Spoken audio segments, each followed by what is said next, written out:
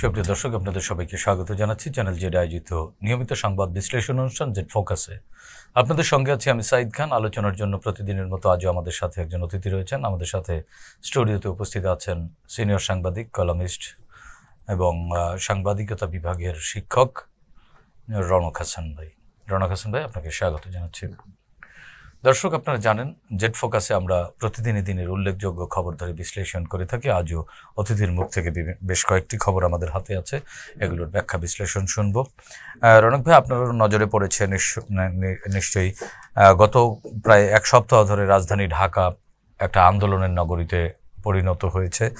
এর মধ্যে ইশরাক হোসেন, ঢাকা দক্ষিণ সিটি কর্পোরেশনের মেয়র পদে তাকে উচ্চ আদালত রায় দিয়েছিল এবং সেই রায়ের আলোকে নির্বাচন কমিশন একটি প্রজ্ঞাপন জারি করে তাকে শপথ পড়ানোর জন্য শপথ পড়ানোর সিদ্ধান্ত নিয়েছিল। কিন্তু এই রায়কে বা এই গেজেটকে চ্যালেঞ্জ করে রিট করা হয়েছিল। সেই রিটটি খারিজ হয়ে গেছে এবং সেই রিট খারিজের মাধ্যমে আজকে এখন আর ইশরাক হোসেনের মেয়র পদে শপথ নিতে কোনো বাধা রইল না। যদিও গতকালকে এবং আজকেও সকালের দিকে আমরা শুনেছি যে আসলে এই শপথ কিছু না, দুইজন উপদেষ্টার পদত্যাগ ছাড়া ইশরাক হোসেন তার আন্দোলনরত কর্মীদের নিয়ে বাড়ি না ফেরার কথা বলছেন। এছাড়া আরও বেশ কিছু খবর রয়েছে। একটি পত্রিকার প্রধান শিরোনাম হচ্ছে ছায়াযুদ্ধে বিএনপি ও এনসিপি। যে এনসিপি ছিল আসলে সবার আবেগের জায়গায়, এক ধরনের প্রাউড ফিল করতো এনসিপিকে নিয়ে, দলমত নির্বিশেষে সবাই কিন্তু এনসিপিকে সাপোর্ট দিত। গতকালকে সেনাপ্রধান অফিসারদের উদ্দেশ্যে একটি ভাষণ দিয়েছেন। সেই ভাষণটিও কিন্তু বেশ আলোচনার জন্ম দিয়েছে এবং রাজনৈতিক মহল থেকে শুরু করে সাধারণ মানুষের মধ্যেও এক ধরনের এটি নিয়ে আলোচনা চলছে যে ডিসেম্বরের মধ্যেই জাতীয় নির্বাচন হতে হবে বা হওয়া উচিত, এরকম একটি মন্তব্য তিনি করেছেন। করিডোর প্রসঙ্গে তিনি বলছেন যে এটি স্বাধীনতা সার্বভৌমত্বের সাথে সাংঘর্ষিক এবং সেনাবাহিনী এটিকে সমর্থন করে না। বন্দর প্রসঙ্গ নিয়েও কথা বলেছেন, আরও বেশ কিছু প্রসঙ্গ নিয়ে কথা বলেছেন। এছাড়া আরেকটি খবর আছে যে বিএনপি এনসিপি যখন মুখোমুখি অবস্থানে, তখন জামাত কোন দিকে যাবে, জামাতের রাজনৈতিক দল হিসেবে জামাত কোনো একটা পক্ষকে অবলম্বন করতে হবে, সেটি কোন পক্ষে যাবে সেটি নিয়ে এক ধরনের ধোঁয়াশা তৈরি হয়েছে। সব মিলিয়ে পতিত ফ্যাসিস্ট শেখ হাসিনার যে অনুসারীরা বাংলাদেশে রয়েছে তাদের মধ্যেও কিন্তু এক ধরনের আলোচনা, জল্পনা কল্পনার জন্ম নিয়েছে যে এরকম ঘোলাটে সিচুয়েশনে তারাও হয়তো এই ঘোলা পানিতে মাছ শিকার করবার চেষ্টা করতে পারে। এটিও কিন্তু আমাদের ভাবনার কারণ হয়ে দাঁড়িয়েছে। রনক হাসান ভাই, কোন জায়গা থেকে শুরু করবেন? আমি প্রথমেই গত 5-6 দিন ধরে এই যে সারাটা ঢাকা শহর অচল হয়ে গেছে, অবরুদ্ধ হয়ে গেছে, এটা দিয়ে শুরু করতে চাই। এই কারণেই যে আমাদের আন্দোলন এটা একটা গণতান্ত্রিক প্রক্রিয়া, কিন্তু যারা আন্দোলন করে তাদের এটাও খেয়াল করা উচিত এই গণতন্ত্রটা কার জন্য, অর্থাৎ জনগণের জন্য। তো জনগণের জন্য গণতন্ত্রের উদ্ধার করতে যেয়ে যদি দুর্ভোগ পোহাতে হয় তাহলে সেটা কিন্তু কাঙ্ক্ষিত না। এটা হচ্ছে প্রথমটা। দ্বিতীয় হলো যে বিএনপি এনসিপি মুখোমুখি, এই যে মুখোমুখি ব্যাপারটা আমার কাছে এটা আসলে খুব একটা ভালো ঠেকছে না। এই কারণে ঠেকছে না, এনসিপিকে তো এখনো দল হিসেবে গ্রহণ করার মতন পরিবেশ সৃষ্টি হয় নাই। তারা এখনো অঙ্কুরেই আছে, 1 নম্বর। 2 নম্বর হচ্ছে তারা যে সমস্ত বক্তব্য দিচ্ছে, যে সমস্ত কমেন্ট করছেন, তাতে মনে হচ্ছে যে দেশটি তারাই চালাচ্ছেন। বিএনপিকে তো তুলোধুনো করেছে, ইসিকে তারা পদত্যাগ করতে বলেছে এবং এটা এমনই একটা হাস্যকর ব্যাপার যে ইসিকে বলেছে বিএনপির দলকানা সংগঠন। এইভাবে যদি বলে তখন কিন্তু সাধারণ পাবলিক যেটা মনে করবে সেটা হচ্ছে যে এনসিপি আসলে কালক্ষেপণ করতে যাচ্ছে, এক একবার এক একটা বাহানা, এক একবার এক একটা মানে ইস্যু নিয়ে তারা কালক্ষেপণ করতে যাচ্ছে। আর এই যে বর্তমান সরকারের যে পরিষদ, এই পরিষদও আমি বুঝি না যে তারা কিছুই বোঝে না নাকি। তারা কি একটা বড় চিন্তা করেছে যে 6টা দিন যে রকম ভাবে সারা ঢাকা শহর বন্ধ ছিল, তাতে কত রুগী, কত অসুস্থ লোক, কত লোকের কত রকম অসুবিধা হয়েছে। এটা এমন না যে একটা এলাকায় বন্ধ ছিল, তা তো না, পুরোটাই। অর্থাৎ আমি যেটা বলতে চাচ্ছি সেটা হচ্ছে যে এই সরকার কিন্তু ব্যর্থতার দায় নিতে হবে তাদেরকে, যে তারা দেশ পরিচালনা সঠিকভাবে করতে পারছে না, সুষ্ঠুভাবে করতে পারছে না।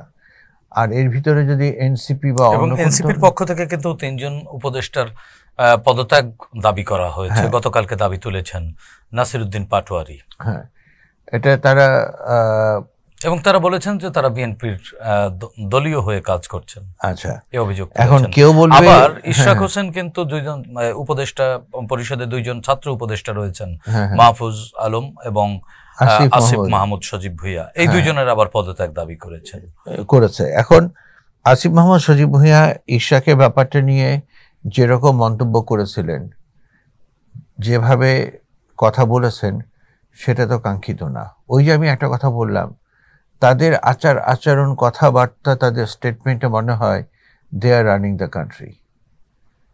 এই যে বোধটা, এই বোধ থেকে তাদেরকে ফিরে আসতে হবে, তাদেরকে বাস্তবে আসতে হবে, রিয়ালিটির কাছাকাছি আসতে হবে, রিয়ালিটি মানতে হবে।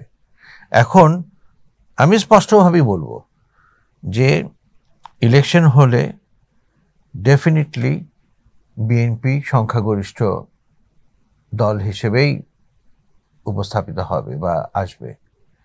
এটা তো আপনি চাইলে অস্বীকার করতে পারবেন না, উড়িয়ে দিতে পারবেন না। এখন আওয়ামী লীগকে নিষিদ্ধ করেছেন, এবার বিএনপিকে কোণঠাসা করে যদি মনে করেন যে এনসিপি এবং আরেকটি দলকে আপনারা প্রমোট করবেন, সেটা কিন্তু হবে না। আস্তে আস্তে দেখেন আসলে কি সরকার প্রমোট করছে? প্রমোট তো করছে না, কারণ এখন তো সেই সরকারের বিরুদ্ধেই, সেই প্রফেসর ইউনূসের বিরুদ্ধেই সেটাই তো কথা বলছে। সেটাই তো হবে। কেউ যদি কখনো আপনাকে গালি দেয়, আপনার বদনাম করে, আপনার পেছনে কথা বলে, তাহলে প্রথমে তাকে জিজ্ঞেস করবেন যে ভাই, তোমাকে আমি কবে উপকার করেছিলাম? নিশ্চয়ই কখনো তোমাকে উপকার করেছিলাম, যার জন্য আজকে তার প্রতিদান তুমি দিচ্ছ আমাকে গালি দিয়ে, আমাকে এই সমস্ত করে।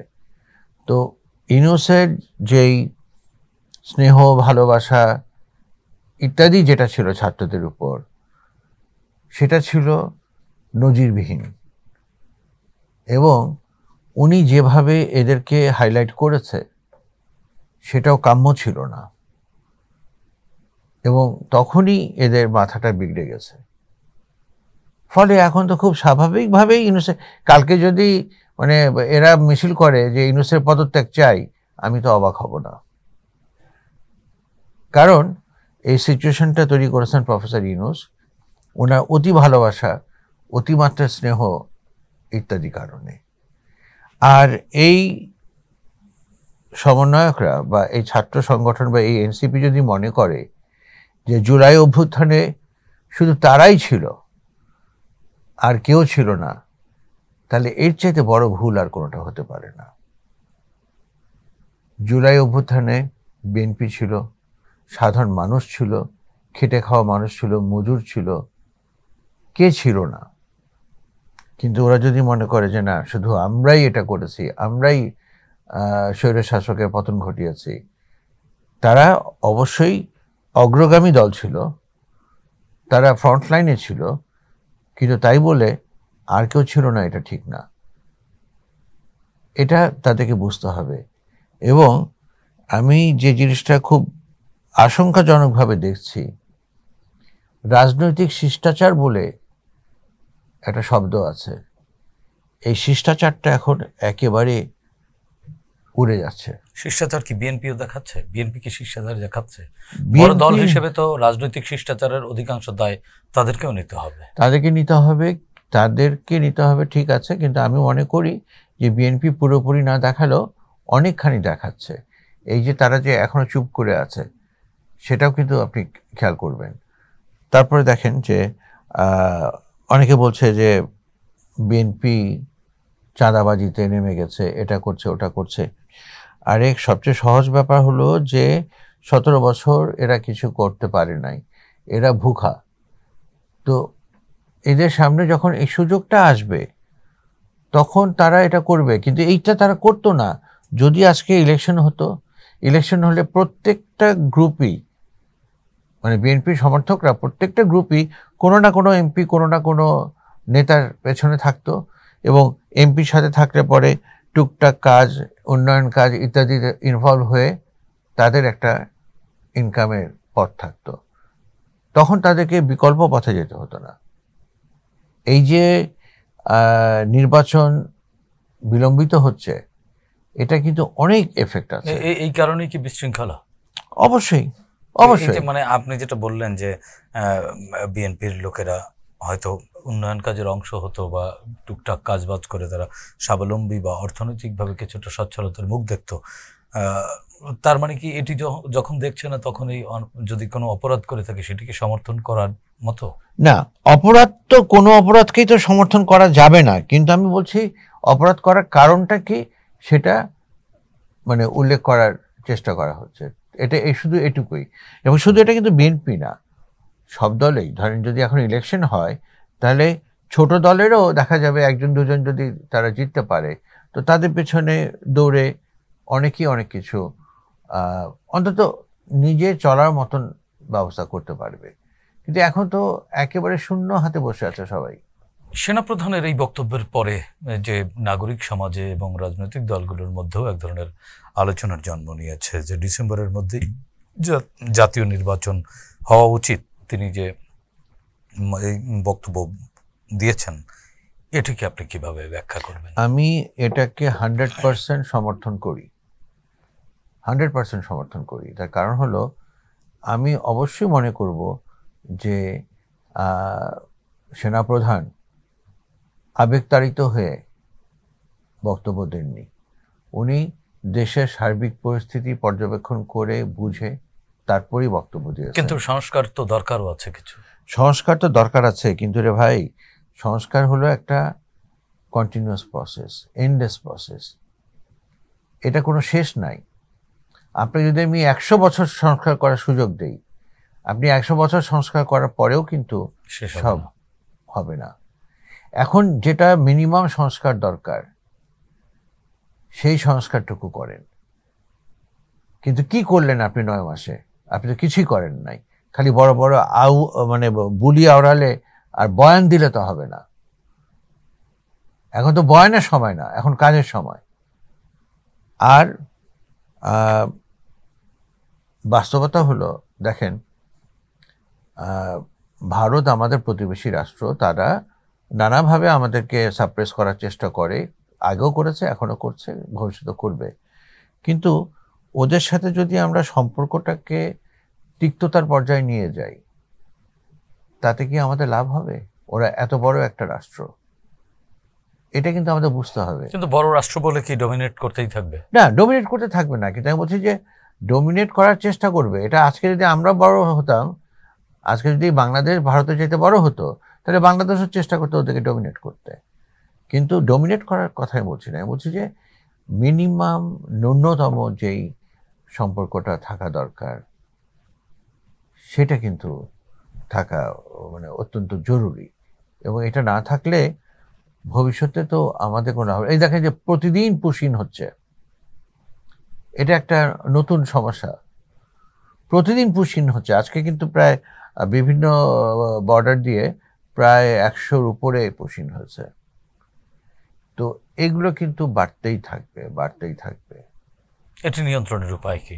এটা নিয়ন্ত্রণের উপায় হলো যে তাদের সাথে ওই গত সরকারের মতন অত মানে নতজানু উজাড় করে দিয়ে না। হ্যাঁ, উজাড় করে দিয়ে না, কিন্তু ভদ্রচিতভাবে সুন্দরভাবে তাদের সাথে একটা আন্ডারস্ট্যান্ডিংয়ে আসা, এবং যে বাবা আমরা আমাদের মতন চলছি, তোমরা তোমাদের মতন চলো, আমাদেরকে ঝামেলায় ফেলো না, তোমাদেরকেও আমরা ঝামেলায় ফেলবো না।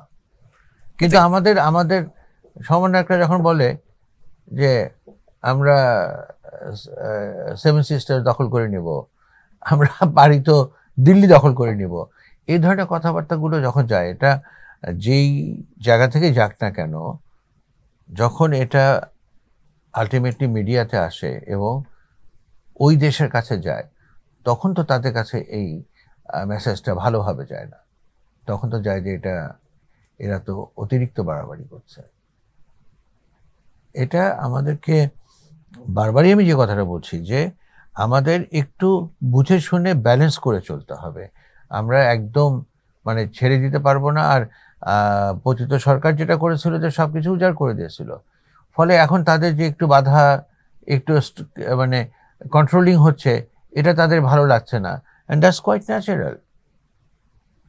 আজকে আপনাকে করলেও আপনার ভালো লাগতো না, আমাকে করলেও আমার ভালো লাগতো না, কারণ আমি একরকমভাবে পেয়ে এসছি, সেটা বন্ধ হয়ে গেছে। এখন আসলে এর গতিগন্তব্য কি? এই যে নিত্য নতুন করে ইস্যুতে আন্দোলনে নামছে রাস্তায়, এবং সেনাপ্রধানের এই বক্তব্য, এবং এই যে রাজনৈতিক বিশৃঙ্খলা, এক দল আরেক দলের এই যে ফ্যাসিবাদ বিরোধী আন্দোলনের যে রাজনৈতিক দলগুলোর মধ্যে যে টাই হয়েছিল, সেই টাই ভেঙে গেছে, এখন এক দল আরেক দলের মুখোমুখি দাঁড়িয়ে গেছে। সেক্ষেত্রে এই সিচুয়েশন আসলে দেশকে কোন দিকে ঠেলে নিয়ে যাচ্ছে? এই সিচুয়েশন দেশকে খুবই একটা খারাপ দিকে ঠেলে নিয়ে যাচ্ছে। আমি বলবো যে একটা অন্ধকার দিকে ঠেলে নিয়ে যাচ্ছে। কিন্তু এটার জন্যে বা এটার সলিউশন হচ্ছে একটাই, নির্বাচন। নির্বাচিত সরকার ছাড়া এগুলো হবে না। কেন নির্বাচিত সরকার আসলে এগুলো কেটে যাবে? এটা কেটে যাবে না। নির্বাচিত সরকার আসলে কি হবে? নির্বাচিত সরকারের যেই বিভিন্ন ফ্রন্টগুলো আছে, যেমন ছাত্রদল, ছাত্র স্বেচ্ছাসেবক, এটা সেটা নানান রকম যে অঙ্গ সংগঠনগুলো আছে, তারা কিন্তু মাঠে নামবে যারা এই বিশৃঙ্খলা করতে যাবে বা তাদের বিরুদ্ধে।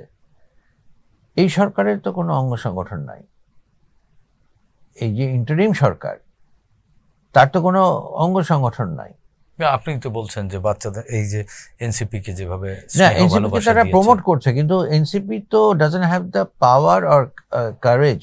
কিন্তু এনসিপির এই যারা নেতৃত্ব, তাদের নেতৃত্বেই তো গোটা জাতি ঐক্যবদ্ধভাবে মাঠে নামতে দেখেছি। লক্ষ লক্ষ মানুষ একেবারে বন্দুকের নলের সামনে দাঁড়িয়ে গেছে। সেই অবস্থার পরিবর্তন ঘটলো কেন? সেই অবস্থার পরিবর্তন ঘটলো তাদের লোভ লালসার কারণে। তারা যেইভাবে এসছিল এবং সেটা সারা দেশ, সারা পৃথিবী তাদেরকে ওয়েলকাম করেছিল, এরপরেই তাদের ভেতরে ঢুকে গেল অর্থের লিপ্সা, ক্ষমতার লিপ্সা।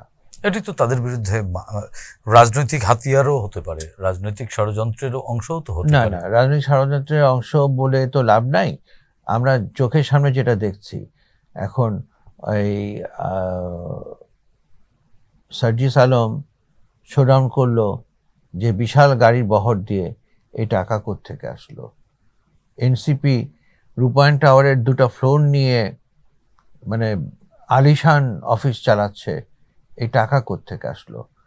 সোজা সাপটা কথা হলো, আমি যদি আপনাকে টাকা দেই যে ঠিক আছে আপনি চ্যানেলটা চালান বা এই অফিসটা চালান, তখন আপনি কিন্তু অটোমেটিক্যালি অব্লিগেটেড হয়ে যাবেন আমার কাছে।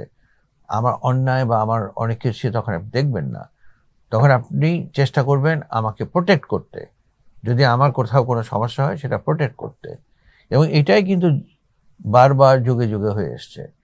এনসিপি যাদের মানে কি বলবো আনুকূল্যে অথবা যাদের ছত্রছায়া আছে, তো তাদের বাইরে তো যেতে পারবে না। তাহলে তো তারা তো পার্টিশন হয়ে গেল, তারা তো নিউট্রাল থাকলো না, তাদের সেই ইমেজ থাকলো না, তাদের সেই ত্যাগেরও যেই ইমেজ সেটাও থাকলো না। এখন এখানে তো ইন বিটুইন কিছু নাই। আর যেটা অনেকেই বলছে যে নির্বাচন হলে কি হবে, না, নির্বাচন হবে না, ডেফিনেটলি হবে না। নির্বাচন হবে না, নির্বাচন হবে। নির্বাচন হলেই সব শেষ হবে না, নাথিং লাইক দ্যাট। কারণ এত দিনের গড়ে ওঠা একটা অনিয়ম, অশৃঙ্খল অবস্থা, এটা রাতারাতি বদলে যাবে না। কিন্তু নির্বাচিত সরকার আসা মানে হলো এটা একটা ধাপ এগিয়ে গেল। তারপরে নির্বাচিত সরকার নিজেদের কারণেই, নিজেদের স্বার্থ রক্ষার কারণেই, নিজেদের ইমেজ রক্ষার কারণেই অনেক কিছুই কন্ট্রোল করবে, যেটা এই সরকারের পক্ষে সম্ভব না। তো সেক্ষেত্রে এই সরকারের এখন করণীয় কি? এই সরকারের করণীয় একটাই, যত দ্রুত সম্ভব ইলেকশন দিয়ে চলে যাওয়া। এনসিপির সাথে আসলে উপদেষ্টা পরিষদের এই দূরত্বের কারণটা কি? আপনার কাছে কি দূরত্ব মনে হয়? আমার কাছে দূরত্ব মনে হয় না, আমার কাছে মনে কিন্তু হয় এনসিপির যে এই যে নাসিরউদ্দিন পাটোয়ারি, তিনি গতকালকে 3 জন উপদেষ্টার নাম উল্লেখ করেই তাদের পদত্যাগ, অপসারণ দাবি করেছেন। পদত্যাগ ঠিক না, অপসারণ। অপসারণ শব্দটি কিন্তু আরো একটু জটিল শব্দ, হ্যাঁ, তো দাবি করেছেন। তার মানে কি তাদের মধ্যে একটা দূরত্ব তো তৈরি হয়ে গেছে? তাদের ভিতরে দূরত্ব তো তৈরি হবেই, কারণ এটা খুব স্বাভাবিক। এবং ওই 3 জন উপদেষ্টাকে একটি রাজনৈতিক দলের নাম উল্লেখ করে সেই দলের কর্মীদের মতো আচরণ করছেন বা সেই দলের হয়ে কাজ করছেন, এই অভিযোগ তুলেছেন। আমাদের দেশে তো মুশকিল হলো, দেখেন 17 বছর আওয়ামী লীগ এই দেশে ছিল, ক্ষমতায় ছিল। আপনি কি কথা বলতে পারবেন যে 17 বছরে আওয়ামী লীগ কোনো ভালো কাজ করে নাই? এটা তো বলতে পারবেন না। এবং যখনই যে ক্ষমতায় এসছে, কেউই কিন্তু আপনার মানে সর্বাংশে ভুল করে না, সর্বাংশে খারাপ কাজ করে না। সবারই কিছু কিছু ভালো কাজ থাকে। একটা ডাকাতেরও কিছু ভালো গুণ থাকে। এখন এরা যেভাবে এগুচ্ছে, এটা তো আমি মনে করি যে ঠিক না। তারা কারা? এনসিপি। আচ্ছা, তারা বিএনপির সাথে টক্কর দিচ্ছে। তো বিএনপির সাথে যদি টক্কর দেয়, জামাতের সাথে তাদের সংঘর্ষ, মুখোমুখি একটা যুদ্ধ হয়েই গেল। হ্যাঁ, একটা যুদ্ধ হয়ে গেল, কিন্তু এটা খুব আমার কাছে আশ্চর্য লাগে, কারণ লোকেরা আবার মনে করে যে এনসিপি জামাতের বি টিম। অনেকে এটা মনে করে। তার মানে কি বাংলাদেশের জামাত এতটা ফ্যাক্টর হয়ে গেল রাজনীতিতে? জামাত তো এখন অবশ্যই ফ্যাক্টর, যেহেতু আওয়ামী লীগ নাই, সুতরাং বিএনপির পরে জামাত তো অনেক বড় ফ্যাক্টর। এটাকে অস্বীকার করার কোনো উপায় নেই। এবং আপনি ভালো করে খেয়াল করে দেখবেন যে যে কোনো কারণেই হোক, অনেকেই এই অভিযোগটা করে যে এই সরকার, অন্তর্বর্তীকালীন সরকার, জামাতকে অনেক বেশি প্রমোট করছে, সুযোগ সুবিধা দিচ্ছে। কিন্তু একটা কথা আমি স্পষ্টভাবে বলে দেই, জামাতকে প্রমোট করুক, এনসিপিকে প্রমোট করুক, প্রমোট করতে কোনো অসুবিধা নাই। কিন্তু কেউ যদি মনে করে যে এদেরকে প্রমোট করে 1 বছর 2 বছর পরে ইলেকশন দিলে এরা ক্ষমতায় আসবে, এটা হলো একেবারেই একটা দিবাস্বপ্ন। কেন দিবাস্বপ্ন? তারা যদি জনগণের মন জয় করতে পারে, তাদের, আমার তো যতটুকু ধারণা, আমার অভিজ্ঞতা এবং ইত্যাদি সবকিছু মিলে যা দেখি আমি, যে তাদের প্রতি এতটা ভালোবাসা বাংলাদেশিদের গড়ে ওঠে নাই, লিমিটেড। একটা জিনিস আমি আপনাকে বলি, ধরেন সে জামাতের একটা সমাবেশ হবে, এই সমাবেশে বিশাল আয়োজন এবং প্রচুর লোক আসলো। তার কারণটা হচ্ছে যে জামাতের যখন কোনো সভা সমাবেশ হয়, সারা দেশ থেকে লোক আসে। কিন্তু ইলেকশন যখন হবে, তখন সারা দেশের জামাতের লোকেরা যেয়ে ভোট দিতে পারবে না। তখন ভোট দিতে হবে কিন্তু ওই এলাকার জামাতের সমর্থকদেরই। সেটা সংখ্যা কিন্তু খুব বড় কিছু না। এটা বাস্তবতা। এবং আমরা এরকম বাস্তবতাগুলোকে উপেক্ষা করে দিবাস্বপ্ন দেখি, এবং দিবাস্বপ্ন দেখার ফলে যেটা হচ্ছে, ক্রমেই আমরা চারিদিক থেকে খুব বেকায়দায় পড়ে যাচ্ছি। দেখেন, থাইল্যান্ডের মতন দেশও এই বর্তমান পরিস্থিতির কারণে এবং হঠাৎ করে খুব বেশি প্রো ইসলামিক মানে অ্যাক্টিভিটিসের কারণে তারা ভিসাতে অনেক ঝামেলা করছে। এখন 2-3 মাসের আগে ভিসা দিচ্ছে না। এটা কিন্তু কাঙ্ক্ষিত ছিল না। এবং আরও বিভিন্ন দেশও কিন্তু একটু নেগেটিভ চোখে দেখছে। মানে যেটা বলছি যে 9 মাস আগে বাংলাদেশের প্রতি যেই সহানুভূতি, যেই দৃষ্টিভঙ্গি ছিল, সেটা চেঞ্জ হয়ে গেছে। এবং এই চেঞ্জের জন্যে সম্পূর্ণ দায়িত্ব পড়বে এই উপদেষ্টা পরিষদ এবং প্রধান উপদেষ্টার কাঁধে। আমি বারবার বলেছি, আবারও বলছি, এরা যত তাড়াতাড়ি ইলেকশন দিতে পারবে, দিয়ে নির্বাচিত সরকারের হাতে ক্ষমতা হস্তান্তর করতে পারবে, ততই তাদের জন্য মঙ্গল, তাদের জন্য সম্মানজনক। যত সংস্কারই করেন না কেন, কোনো সংস্কার তো পার্লামেন্ট ছাড়া আপনি মানে এটাকে ফাইনাল অ্যাপ্রুভ করতে পারবেন না। তো সেখানে তাহলে এই সংস্কার করে চিৎকার করে লাভটা কি? এই চিৎকারে কোনো লাভ নাই, এই সংস্কার বরঞ্চ ক্ষতি করছে। আজকে সেনাবাহিনী প্রধান বলতে বাধ্য হয়েছেন, সেনাবাহিনী কিন্তু কখনো এ ধরনের বক্তব্য দেয় না। বাধ্য কেন বলছেন আপনি? বাধ্য হয়েছেন কারণ তারা দেখছেন দেশে যে সিচুয়েশন। তার মানে আপনি কি মানে ধরে নিয়েছেন যে ডিসেম্বরের মধ্যে নির্বাচন হচ্ছে? আমি তো মনে করি না, সেনাপ্রধানের বক্তব্যের পর না, সার্বিক পরিস্থিতি যা দেখা যাচ্ছে তাতে ওই যে কথাটা আমি বললাম যে এই উপদেষ্টা পরিষদের জন্য এটাই মঙ্গলজনক, এটাই কাঙ্ক্ষিত যে তারা অতি দ্রুত একটা সুষ্ঠু, সেই দ্রুত নির্বাচন দেবার জন্য প্রধান উপদেষ্টা বেশ কয়েকবার বলেছেন যে ডিসেম্বর থেকে জুনের মধ্যে নির্বাচন দেবেন তিনি। এই ব্যাপারে তাদের এখন দেখেন, আপনি যদি এই কথাটা বলেন, হ্যাঁ ঠিক আছে, ওনার বক্তব্য মানলাম, কিন্তু উনি কি পাশাপাশি এটা দেখছেন না যে সারাটা দেশ অচল হয়ে যাচ্ছে, মানুষ কতটা উগ্র হয়ে যাচ্ছে, মানুষ কতটা অমানবিক হয়ে যাচ্ছে?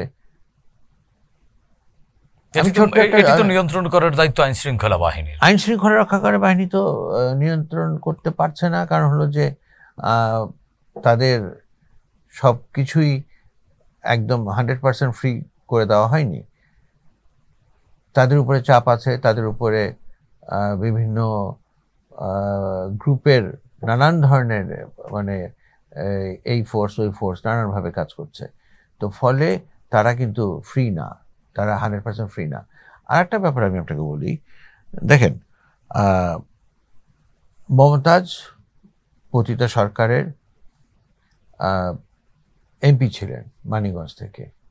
আজকে যে দৃশ্যটা আমি দেখলাম, এটা কিন্তু কোনো কারণেই কোনো দেশের জন্য ভালো না। আজকে এই দৃশ্যটা হয়েছে মমতাজের জন্য, কালকে তো এটা অন্যদের জন্য হবে। যখন মমতাজকে নামানো হলো তখন তার উপরে সমানে ডিম ছুঁড়ে মারা হলো।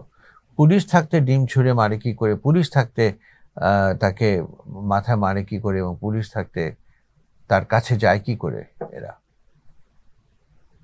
তাকে তো মানে নিরাপত্তা বলয় তৈরি করে নেওয়ার কথা, সেটা না করে এটা এটা এটা করলো কি করে? এটা তো ঠিক না। কারণ এটা কিন্তু আপনি খেয়াল রাখবেন, প্রত্যেকটা মানে ওই যে একটা কথা আছে না যে every action has a same and opposite reaction, এগুলো কিন্তু ভবিষ্যতে হবে। সে দোষী হলে তাকে শাস্তি দেন, তাকে শুলে চড়ান, তাকে ফাঁসিতে চড়ান, কিন্তু একটা মানুষের এরকম হেনস্থা করার তো কোনো মানে হয় না। এটা তো তাদের কৃতকর্মের ফলাফল, তারাও তো এরকম করেছে, কিন্তু না, কৃতকর্মের ফলাফল আপনি মানে সেম জিনিসটা রিপিট আমরা কেন করব? আমরা তো বদলাতে চাই, আমরা তো বদলে যেতে চাই। অবশ্যই আমরা বদলে যেতে চাই, আমরা তো মানবিক বাংলাদেশ চাই, আমরা মানবিক বাংলাদেশ চাই, সবার আগে বাংলাদেশ চাই।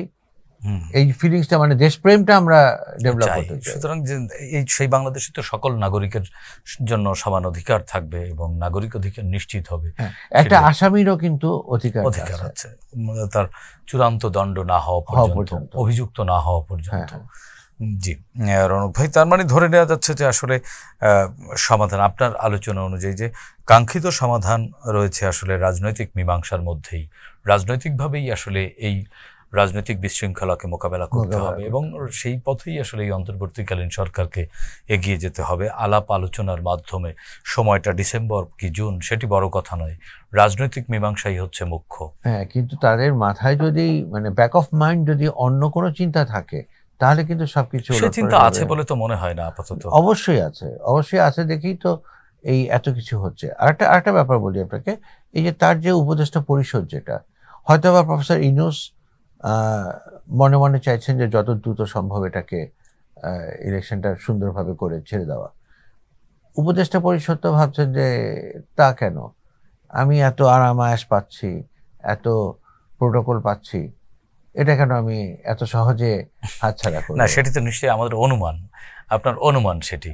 অনুমান তো না, বাস্তবে তো যা দেখি সেটা তো শুধু সেটি অনুমান বাস্তব না। তো নাও হতে পারে, হয়তো তারা আমরা আশা করব সেটা হবে না, সুন্দর সেটা একটা না। পরিবেশের জন্য অপেক্ষা করছেন, যখন আসলে অংশগ্রহণমূলক একটি অবাধ নির্বাচন অনুষ্ঠান করা যায় এবং কাঙ্ক্ষিত যৌক্তিক যেটুকু সংস্কার না করলেই নয় সেটুকু শেষ করে আমরা আশা করি এখনো যে দ্রুতই একটি রাজনৈতিক মীমাংসার পথে অন্তর্বর্তীকালীন সরকার এগিয়ে যাবে। এবারে কিন্তু আবারও বলছি, সেই রাজনৈতিক মীমাংসাই হতে হবে এবং নির্বাচনের মাধ্যমে সেটা আসতে হবে, সে ফয়সালা, সরকারি করতে মানে হবে। সে ফয়সালার একেবারে চূড়ান্ত দৃশ্য হবে নির্বাচন। জি, ধন্যবাদ রৌনক হাসান ভাই। প্রিয় দর্শক, আমরাও বিশ্বাস করি আসলে এই অস্থিরতা, এই বিশৃঙ্খলা বা এই সন্দেহ সংশয় সবই কেটে যাবে।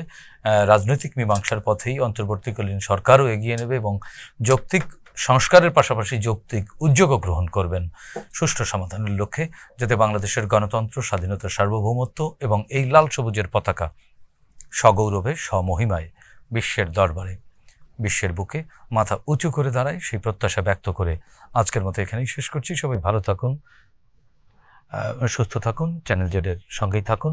খোদা হাফেজ।